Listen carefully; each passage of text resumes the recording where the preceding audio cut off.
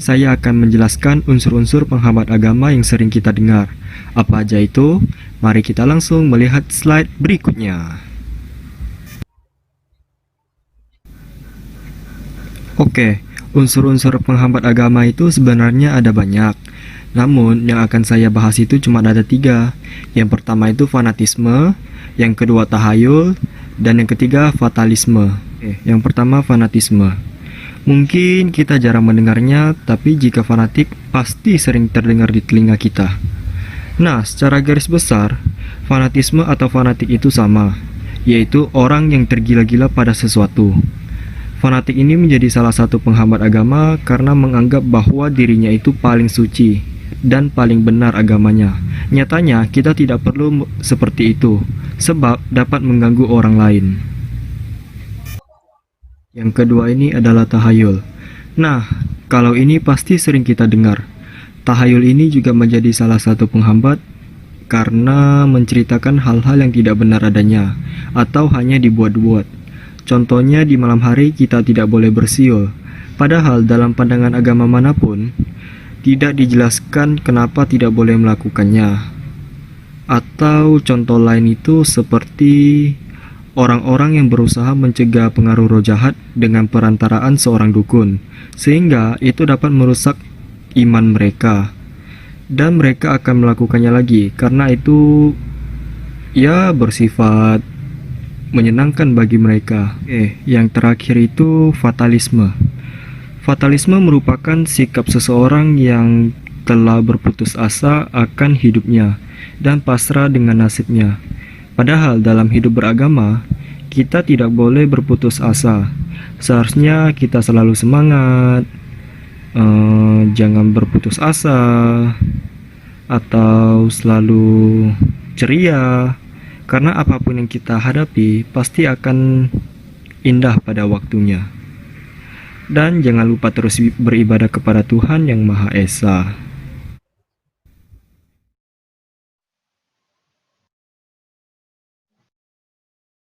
Ateisme berasal dari bahasa Yunani, yaitu atheos. A artinya tidak dan theos artinya Tuhan, yang jika kita gabungkan berarti tidak bertuhan. Jadi secara keseluruhan, ateisme adalah pandangan yang tidak mempercayai adanya keberadaan Tuhan.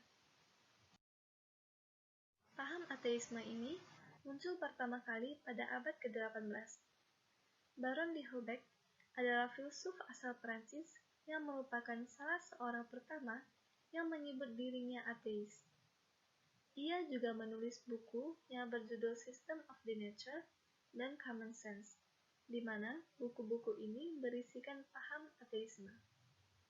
Ia mengatakan bahwa semua anak-anak dilahirkan sebagai ateis, karena mereka tidak tahu akan Tuhan. Buku-buku ini pun ditentang oleh banyak pihak, bahkan sampai dikutuk oleh Parlemen Paris pada saat itu. Dan salinan-salinan dari buku ini dibakar di depan umum. Kemudian, setelah itu, pada sekitar abad ke-19, muncullah berbagai filsuf yang mengemukakan pendapatnya mengenai ateisme ini. Yang pertama, Ludwig Virbeck. Ia mengatakan bahwa Tuhan adalah ciptaan angan-angan manusia dari dunia khayalannya sendiri.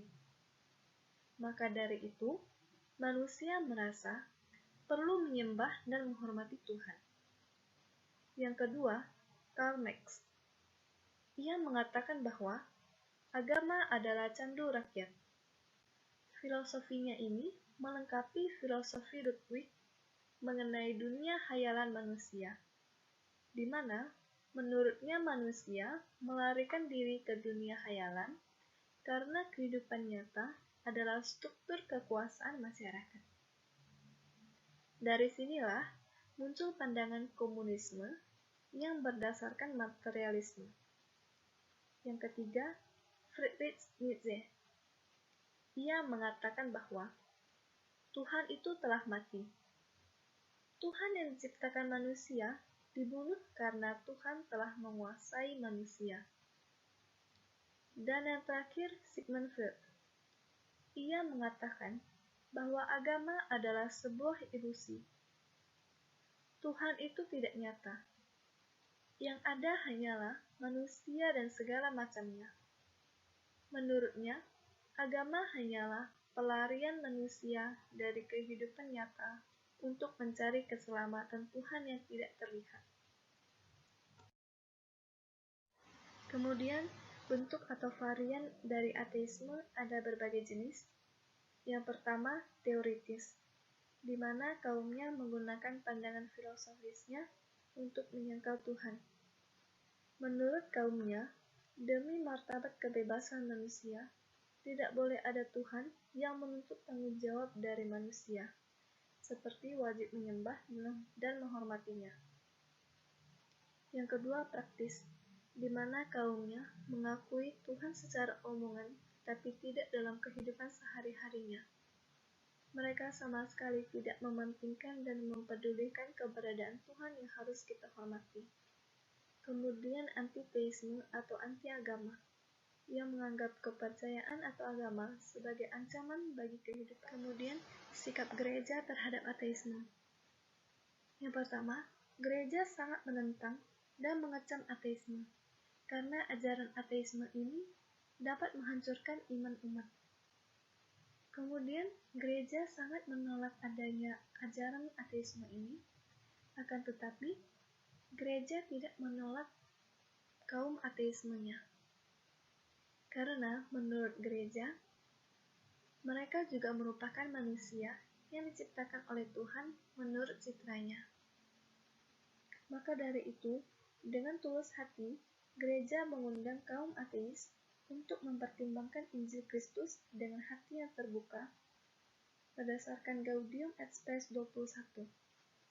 Kemudian, menurut gereja, ajaran ateisme ini sangat bertentangan dengan akal budi dan keluhuran manusia sebagai citra Allah.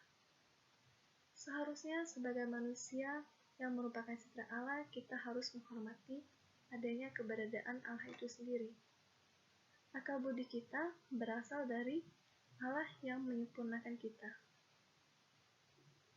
Kemudian, dengan tulus hati, gereja menyatakan semua orang yang beriman maupun tidak harus menyumbangkan jasa untuk membangun baik dunia ini yang merupakan tempat kediaman dan tempat tinggal kita bersama.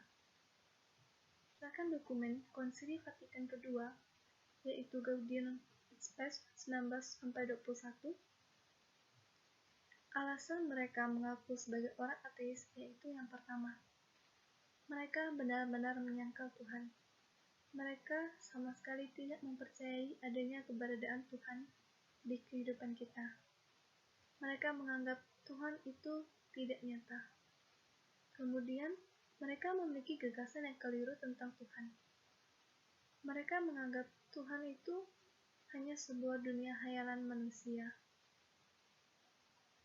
Kemudian, mereka memprotes adanya yang jahat di dunia ciptaan Tuhan.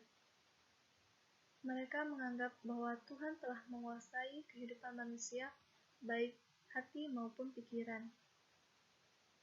Kemudian yang terakhir, lebih mementingkan manusia daripada Tuhan. Maksud dari lebih mementingkan manusia ini adalah mereka sudah lebih fokus kepada kehidupan yang bersifat duniawi ini dibanding mencari keselamatan dari Tuhan.